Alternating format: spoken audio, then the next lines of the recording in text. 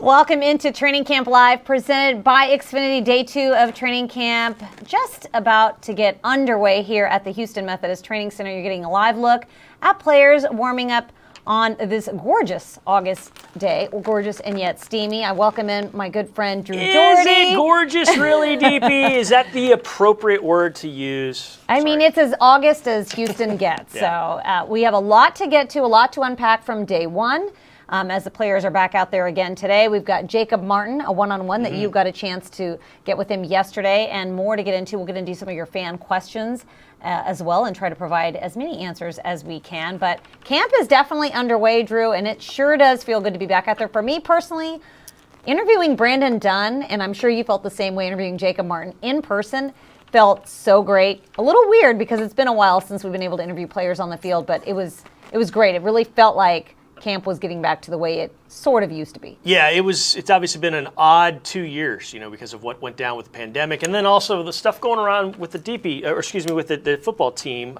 So many changes happening, but it was good talking in person and interviewing a player like that. I hadn't seen Jacob Martin in person since maybe January of 2020, and the day that everything got shut down here in Houston back in 2020. Well, at noon that afternoon, we were supposed to walk around the rodeo carnival, That's right. Houston Livestock Show and Rodeo Carnival with Jacob Martin. He was going to wear some cowboy boots and a cowboy hat, and I was going to wear my suit and tie like we normally do with players, and we were going to have a good time. Well, at about 10 a.m. that morning, we got a call and a text saying, listen, guys, we're going to have to postpone that. There's some stuff going on. We don't know really what it is. And 2 hours later, rodeo shuts down, and really within a few days, life as we know it shut down and took a big shift. So it was good to be back, and it was good to see these guys.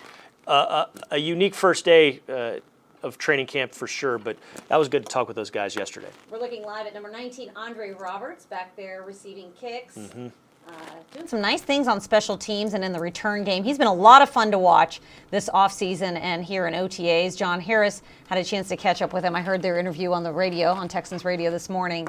And boy, to have a veteran presence back there in the backfield like him, the entire wide receiver group, I think, is one that we're definitely going to get into today because Brandon Cooks spoke to the media yesterday. Right. We saw him out there, and it's really shaping up to be quite a different group than it was last year.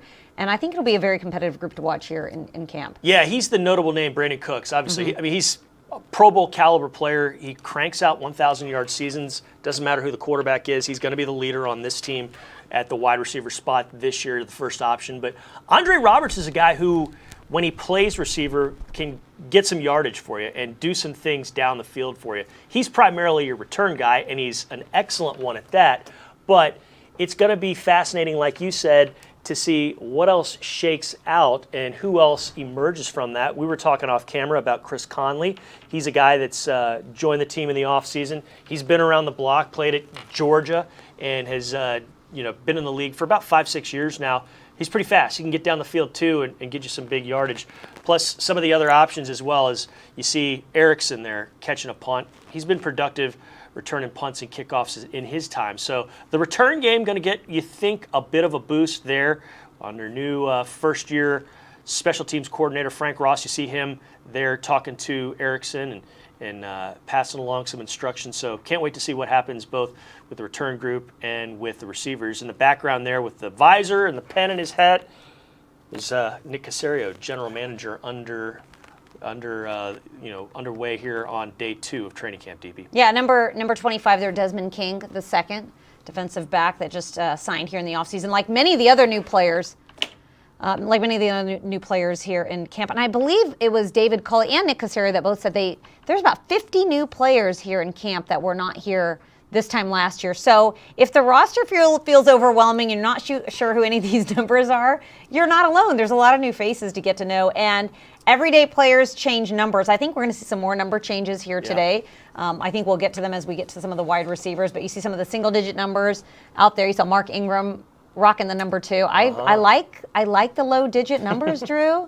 I'm a big fan. So now, no number 1. Oh, actually, we do have a number 1, Lonnie Johnson. He's not been out there for camp, but I like the lower numbers. It does make it tricky to learn some of these new players, But, we're going to have to learn this entire team here in camp because, like Nick Caserio said, they're all battling for a roster spot right now. The starting 53 is not set, and this is going to be the time for these guys to shine and to really bubble up and to make their presence known. Yeah, we took questions from fans yesterday, and we're going to do it again. We want to hear from you, so send them in. And also let us know from where you're sending those questions. But one of them yesterday was, what number is Nico Collins, the wide receiver out of Michigan?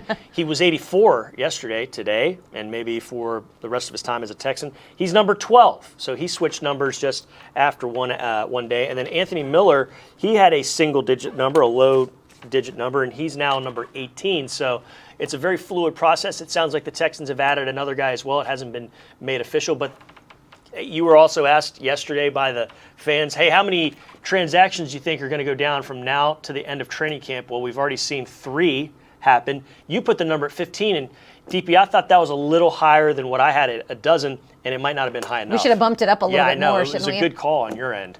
Speaking of the numbers, I'm so pleased with these number changes. I like seeing Anthony Miller at number 3, but myself and John Harris, we always discuss we like a number organization, you see, and Brandon Cook starting at number 13. Now you've got wide receivers at 13, 14, 15, 16, 17, 18, 19, ending with Andre Roberts at 19. It's very orderly of you guys. It's very soothing. And I like it. It's kind of the opposite of what I work, or the way I work, because in a sort of You're total similar chaos. way, John and I will walk over from the practice field sometimes after a practice during the season, off season, and he'll make sure to not step on any cracks, and I'll step on cracks, on corner cracks as well, just to mess with him, just to get him going. Kaimi Fairbairn, he's sticking with the number 7 there in the center in the dark uniform. The kicker is back for another season, had a solid 2020.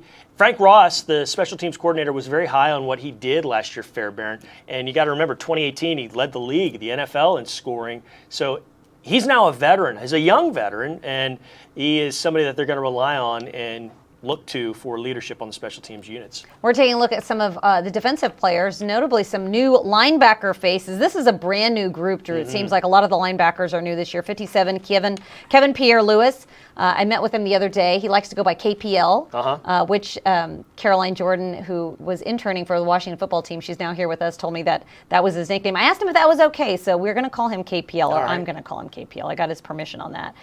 Number 47, Nate Hall, who was here before, but you've got a lot of new guys here being coached by Miles Smith, son of Lovie Smith, and Lovie Smith's been out there. What I thought was really interesting yesterday and kind of cool was seeing Romeo Crennel on the sideline, watching the defense as Lovie Smith was coaching it. You've got 2 really great defensive minds out there on the field guiding these players along. So that's been a fun sight to see because Romeo Crennel's been here. He's done a lot of things for this organization.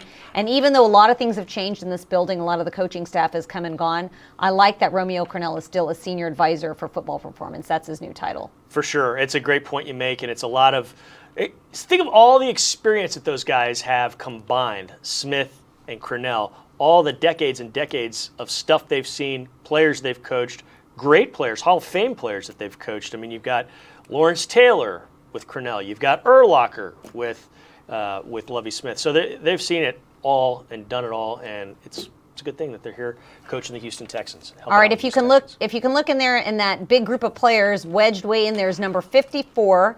Same number for Jacob Martin, new position. He's now a D lineman. You had a chance to catch up with him after day 1. So let's take a look at your one-on-one with Jacob Martin.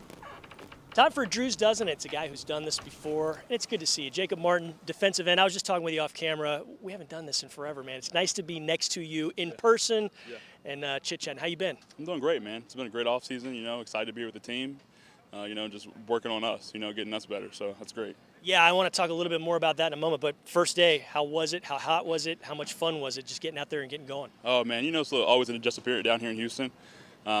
It's hot and humid. It's a good first day, good sweat, obviously, but it was a good day. It was a good day. You said just a moment ago, working on us, getting better as a team. Collectively, what do you guys got to do better up front, you think, as opposed to what happened in 2020?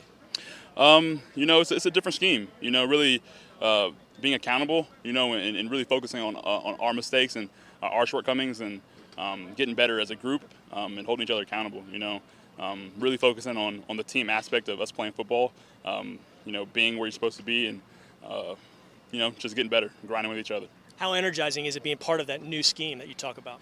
It's awesome. It's an amazing transition, and getting to work with guys like Malik Collins and, Shaq Lawson and things like that, and seeing Charles and Even with JG, excited to see what he can do, and just happy to be here. Yeah, before you walked up to this interview, you spent some time with Malik, who you just mentioned, and what sort of stuff are you working on after practice? I mean, you guys go through so dang much during a practice, but you just spent about 20 minutes working on other things. What are you trying to perfect when you're doing that? Just the small little details of the game. Whatever you messed up with or didn't like in practice, or I need to clean up some better footwork or different pass rush moves or different hand placements. Just getting those really focusing on the little details of the game. What was one thing that you wanted to get better at this offseason?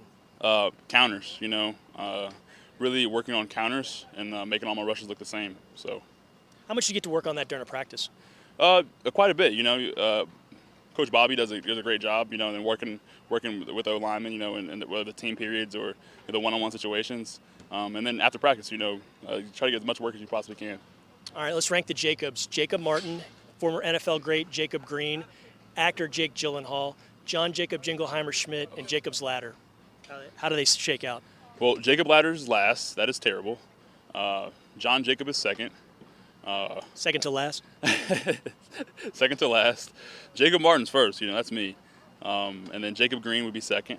Where's the other one? Jake Gyllenhaal, the actor. Then Jake Gyllenhaal, for sure. I like it. Confidence is a good thing. Some guys go the other way and they put, the famous people first. Not you, Jacob Martin. No.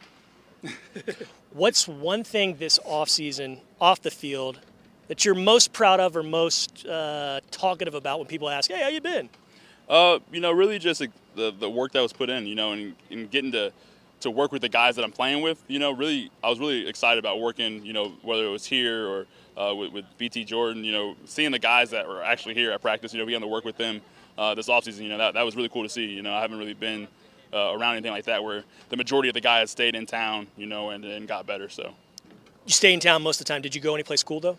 Yeah, we took a linebacker trip to Mexico and got a chance to go to Colorado for a little bit. Was in Philly for a second, so I got around a little bit.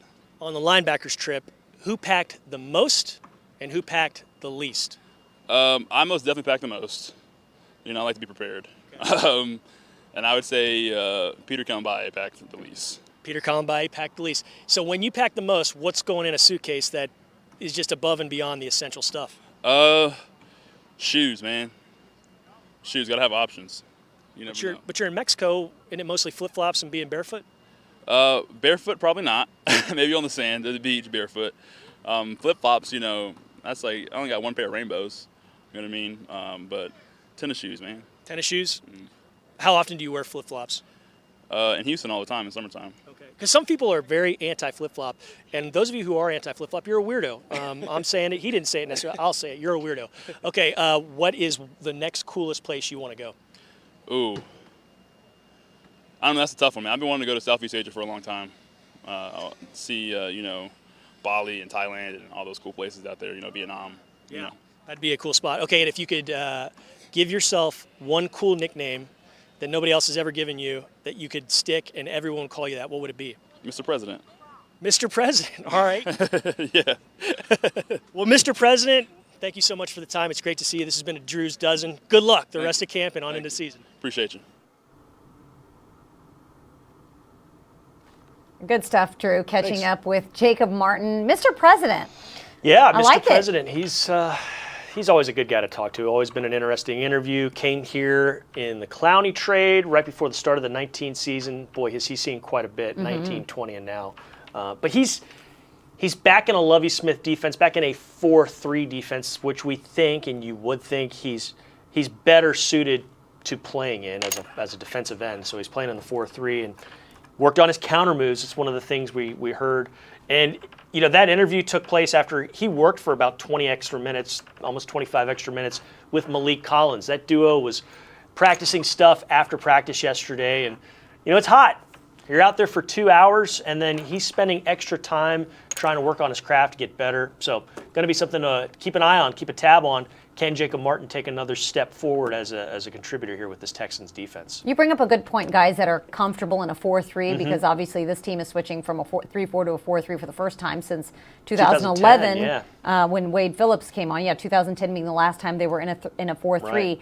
Jonathan Grenard is another guy that I'm very curious about heading into year 2, and he played in a 4-3 defense, and he feels very comfortable making that position switch. He said he would play wherever he needed to, but when Lovie Smith came on, we had a chance to catch up with him. He was very excited about that. I talked to Brandon Dunn yesterday. We were all about the D-line yesterday, weren't we, Drew? I think that's a group that's going to be a lot of fun to watch. There's a lot of veterans in that room. Brandon Dunn, he's year 6. I mean, we remember when he showed up here as an undrafted, and now he really seems like, he's coming to his own, and they've got Bobby King back there. So he said no dumb questions in the D-line room. They ask a lot of questions, and they're very eager to learn. So a very smart group of guys there. See the safeties and the DBs. You got Justin Reed in those short shorts, number 20, and he is... Those would not have been allowed in my Catholic school in Indianapolis, by the way. Your fingertips could not extend below your shorts, Justin Reed. Yeah. But you know what? This is camp, so it's all different. That's right. And Eric Murray also there, number 23. He's checking things out. We got questions from all over, DP. We got a YouTube fan that's asking, how's the chemistry between players and the new coaching staff? It looks fine. We're not out there all the time, not in the locker room all the time, but as far as I can tell, it looks like it's good. It's a collaborative effort. Guys are learning from each other on both sides, learning how some guys learn if you're a coach, learning how some coaches teach if you're a player. And this staff, if you listen to David Culley when he was hired, when he was going through the hiring process of his assistants, after those guys were hired, teaching, very, very important to him. So you'll see how that works, how that comes to fruition. But so far, knock on wood, looks like the chemistry's been just fine. There's a lot of enthusiasm out there. I mean, I think with a first-year head coach like David Culley, he said that his enthusiasm actually started Tuesday night in the meeting room. And so I think that's palpable on the field. I think guys are really excited because he's so excited and he's so energetic and he's so happy. And there's a whole bunch of fresh faces. But then you got guys like Lovie Smith who've been doing this for a long time, and he comes back in the NFL after an absence. So I think there's this renewed energy and focus, and the guys are really locked in out there. It was the first day of camp. It was a long, hot practice, and they were out there working, but they were really locked in, and I think so far the chemistry's been good. It's only been 2 days, so we'll keep an eye on things as training camp progresses, but so far so good. I really liked what I saw out there. Jose says, which player do you think may surprise you? Jose, I think somebody from the wide receiver group is going to surprise us, because yesterday, just in listening to Brandon Cooks, he had a lot of opinions on some of these new players. He said Nico Collins, and he had said this through the offseason, looks like a rookie on paper, but out on the field and in the way he works and the way he practices, he doesn't seem like a rookie. Well, Nico's been on his own for a year. He didn't play last year at the University of Michigan, and so he was having to get set and get ready for his NFL career really by his lonesome in a lot of ways. Now, he had help. He had trainers and other players he was working with, but to not go through a season, your final season, what you think would be as a Michigan Wolverine, that's got to be tough mentally on a guy. So he's already been tested in that sort of way, and I think that could probably pay dividends and help sand some rough edges perhaps. That's a tough thing to go through. So, and he's had experience with Pep Hamilton. And he's had experience with Pep Hamilton. Definitely helps. As well as assistant receivers coach Ben McDaniel. Yes. So there's a lot of interconnectedness with some of these players and coaches so far. I think Anthony Miller's another one, because he arrived here via trade with the Bears. And just hearing Cooks, I could listen to Brandon Cooks just talk about different receivers because the level of detail he gives, and he really can paint a picture of their skill set. He says that Anthony Miller, he's shifty. He said just even on the first day, looking at him out there, how he's built, that he can make guys miss, he can stick his foot on the ground, and you love to see it, and I love to see it. So I'm definitely going to go out there and be watching some of the wide receivers today. Anthony Miller wearing his new number 18 out there, that is. Yeah, you see some of the linebackers there. Number 41, he's been a mainstay, Zach Cunningham, over the last few years. But then you got number 25 there. That's Desmond King, the second. DP, we were talking about him a moment ago, returning punts. He just flashed off screen. And then number 58, well, you know who that is. That's Christian Kirksey. He's been added to the mix, comes to the Texans after a stint in Green Bay. And then number 39 there. We're really catching up on numbers a lot of ways. Terrence Mitchell, he's not a linebacker, he's a corner. So a lot of new faces in the secondary, a lot of new faces in the linebacker core. You can say basically about every single position group. But Desmond King, in an all-pro season, 2018, in the slot for the Chargers. Got dealt from the Chargers to the Titans last year. Comes to the Titans on Tuesday, suits up for Tennessee on Sunday, scoops up a fumble, returns at 60-plus yards for a touchdown, and kind of found his way, to a degree, playing there in the Titans secondary for the rest of that season. It was a tough year. You move midstream, but Texans are looking for him to kind of bolster things on the inside, on the outside if need be, there in the secondary, because that's a spot that needs a lot of improvement over 2020. A lot to look forward to here on day 2. Drew, you and I will be back again tomorrow morning, same time, same place. But be sure to check out HoustonTexans.com because we're going to catch up with some players after practice. Yes. We're going to cover all the press conferences live. That's going to do it for us. For Texans Unlimited, presented by Xfinity. Thanks so much for watching. To everyone that worked on the show, Tyler Marcotte, Caroline Jordan, Amanda Caffey, Einav Leibowitz, Drew Doherty, and myself, thanks for watching. And as always, go Texans.